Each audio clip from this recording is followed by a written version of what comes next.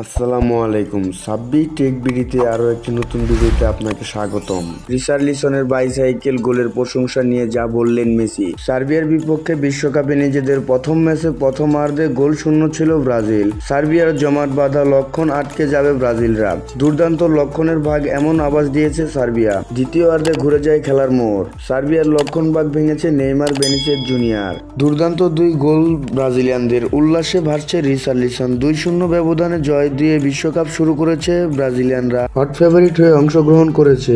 ম্যাচের প্রথমার্ধে কোনো গোল হয়নি। দ্বিতীয়ার্ধে অসাধারণ দুইটি গোল করে ব্রাজিলিয়ান তারকা ফুটবলার রিচার্লিসন। বাইসাইকেল শট প্রথম গোলের 10 মিনিট পরেই দ্বিতীয় গোল হয়। বেনিসেস জুনিয়র দুর্দান্ত পাসে বল বাড়ায় ডি বক্সের রিচার্লিসনের দিকে।